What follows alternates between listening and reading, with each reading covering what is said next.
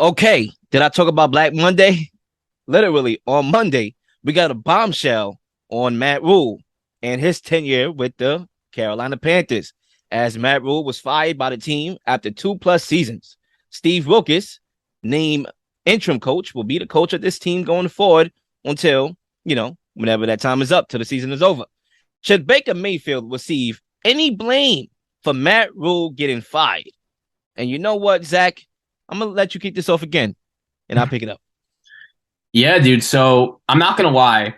I wasn't shocked that Matt Rhule got fired. I called it even before the season on this show, and I just saw a lot of things towards the end of last year that made me realize, like, okay, this dude is not suited to be an NFL head coach. He's better suited as a college coach. And I know a lot of people have been making fun of the Panthers because they still owe him another $40 million, and they paid him a lot of money, $70 million in total, to be the head coach of this team. But that was the only way they were getting him. Baylor was also paying him that money, and that was the only way he was going to leave. So Carolina really wanted him. I even remember here in New York at the time, just because he used to work with the Giants, everyone in the New York media killed both teams, the Jets and the Giants, for not bringing in this guy. That's how highly thought of he was, based on what he did at Baylor, based on what he did at Temple, and he was an assistant offensive line coach for 1 year with the Giants. So not a ton of NFL experience, but it was kind of apparent to me that this wasn't going to work. But even with that being said,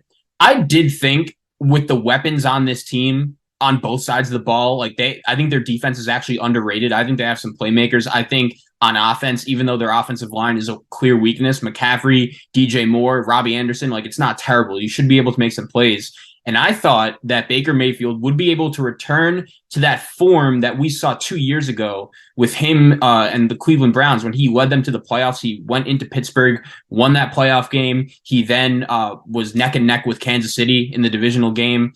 We know what happened. Cleveland couldn't pull that one out, and everything has just fallen apart for him since.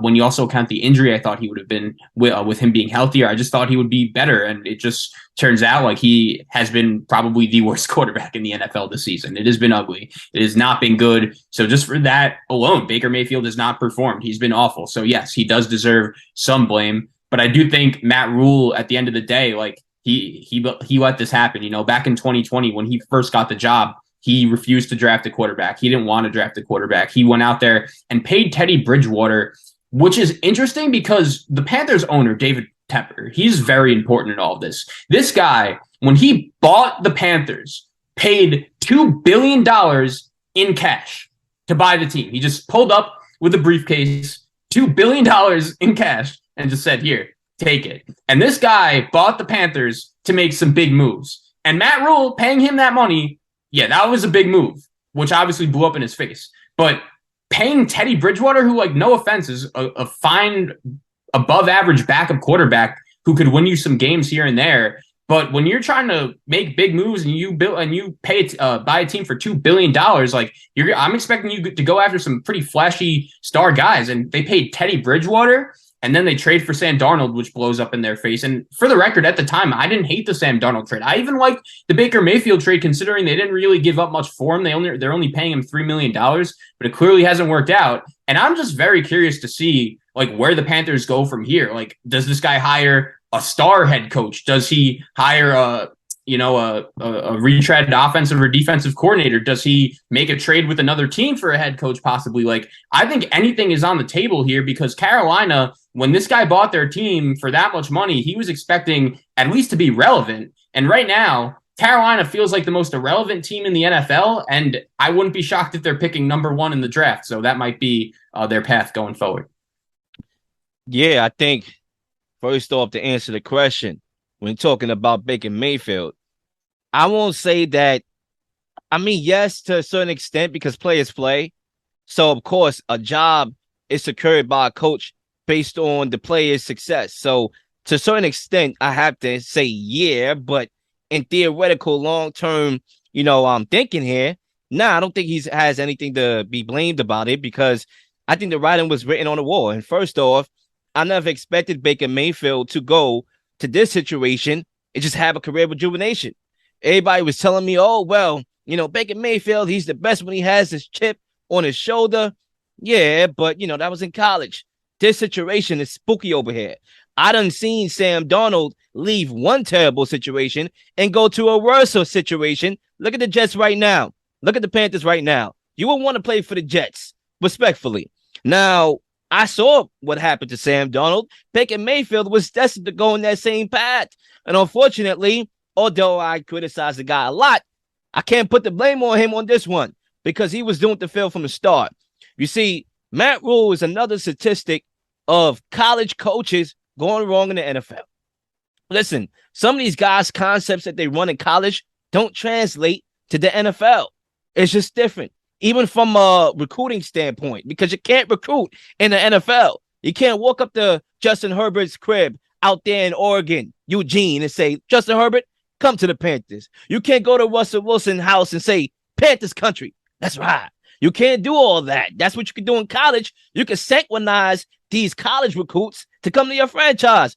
You can't do that in the NFL. You have to have scouts that know what they're doing. You have to know what you're doing. And Matt Rhule, who was the one that, convinced Tepper to sign Teddy Bridgewater, that was not Tepper. That was Rhule.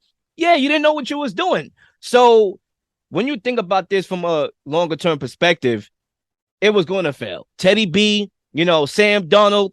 One thing that you can't get wrong is your investment in a quarterback. That's the most important thing that you could get right. If you don't get that right, that could doom your franchise for the next 5 years max, or at least, should I say, not even max, at least 10 years max, possibly. And they got it all wrong. So Baker Mayfield was not going to come in this situation and expect to save Matt Rhule's job, even if he looked good, because the writing was on the wall. They're going to go to Matt Corral at some point in the future because that's who they drafted. And it was going to be a change in the front office. Just like how you going with a new quarterback, more than likely he was going to go in with a new coach. So even if Baker Mayfield played good, he still was out of there, in my personal opinion. So, yeah, I answered the question like that.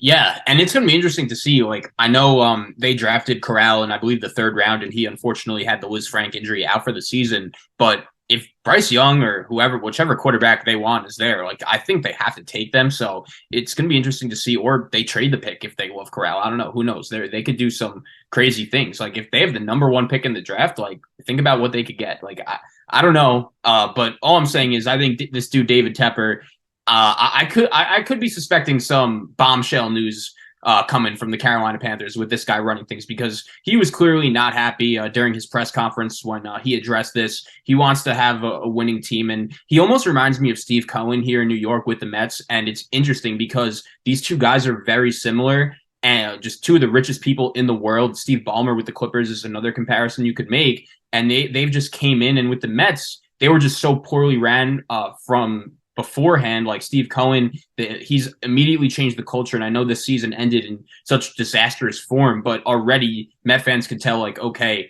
things are changing, and eventually they're pretty confident that they're going to get there. But then I look at the Carolina Panthers, and they just couldn't be they just couldn't be less relevant right now. And it's really crazy to see, because I was expecting a lot of big impact moves from this guy going in. And it's unfortunate again, because I still think this team has some talent. Like, there were some rumors going around when the Rhule news was first made that, they could be trading Christian McCaffrey and DJ Moore and Brian Burns. They have pieces on this team. And I'm just very curious to see where they go from here, because I know it's not a great job. It's not the Cowboy job. It's not the Packer job. But there isn't a ton of pressure. Like, I don't think these fans are expecting you to come in and win a Super Bowl right away, even though internally with Tepper, like, yeah, there probably is going to be some pressure. But like Matt Rhule, even though he wasn't Urban Meyer, like, he at least knew how to carry himself professionally, but the product on the football field just wasn't there. And if you could just put a sustainable, good product on the field, like,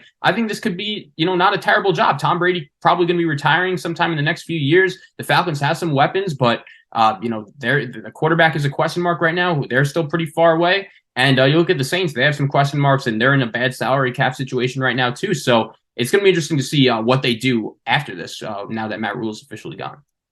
Yeah, to me, it's a very unattractive job for all the reasons prior to your last segment, your little last few sentences that we explained on the show. Like, it's an unattractive job because you don't have a quarterback. Most coaches. What if they have the number one pick, though? If they have a number one pick, then possibly. So I guess from a longer term perspective after the season, we'll realize if it's unattractive or not. But even then, like it still may not be attractive because there wasn't a lot of guys that still wanted to coach the Jaguars when they had the number one pick for Trevor, who ended up getting the job, Urban Meyer. Who was the choices? There wasn't a lot of choices, right? But the job became attractive, to Doug Peterson because he didn't have a job. He lost his job. So that was another year removed. But even if you have the number one pick, I don't think that makes this job, oh, this is the most attractive job on the market.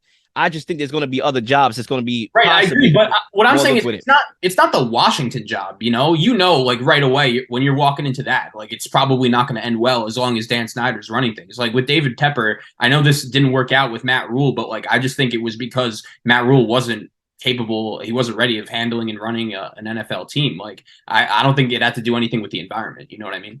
That and it's David Tepper too.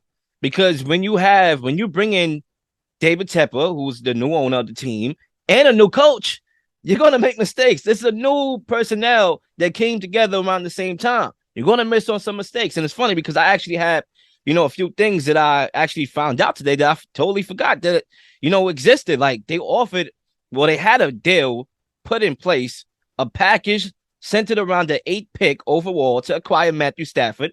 But David Tepper wanted some more information on his back injury or medical history.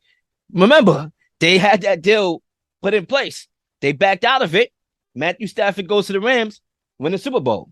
They had the Deshaun Watson deal put in place, but the Browns, they was the one that wanted him more because they came back after Deshaun Watson said, "Excuse me, I'm good," and said, "You know what? I'm gonna add more sugar to your iced tea." So now the Browns iced tea is sweeter than the Panthers. So they had their opportunities to get quarterbacks, franchise quarterbacks, excuse me, and they opted not to, or they got denied, or they didn't go at it enough.